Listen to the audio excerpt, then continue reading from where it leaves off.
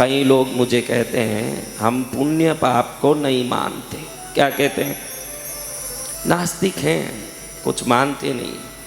आज का विज्ञान इतना आगे बढ़ चुका है, अब पुण्य पाप को लेके धर्म करने की जरूरत ही नहीं है।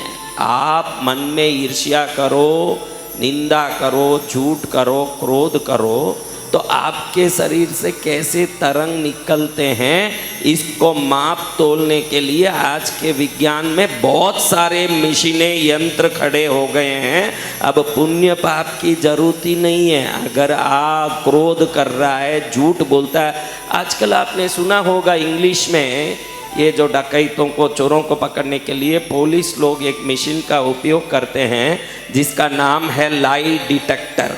क्या है? लाई यानी झूठ। लाई का इंग्लिश में अर्थ क्या है? लायबद्ध हो जाना, वो नहीं। LIE लाई, LIE लाई यानी क्या? डिटेक्टर यानी क्या?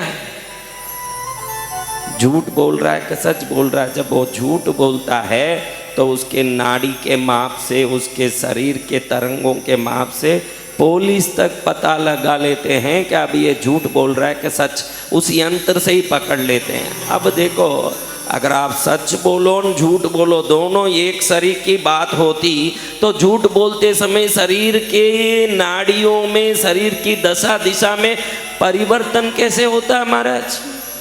अगर कुछ परिवर्तन हो रहा है झूठ बोलते समय, तो परिणाम भी दुष्कर ही आने वाला है। झूठ बोलते समय वो नास्तिक को भी मानना पड़ता है।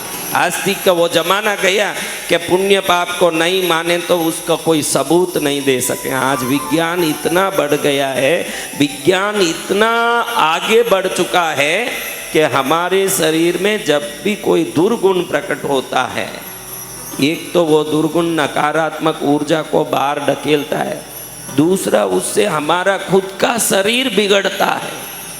क्रोध करेंगे, बीपी हमको चढ़ेगी, न बीमारी हमको आएगी कि पड़ोसी को। चलो भाई, कोई सुधर नहीं रहा है, हमने बहुत बार समझाया, वो सुधरता ही नहीं है। अब उसको देखते ही हमको गुस्सा आता है।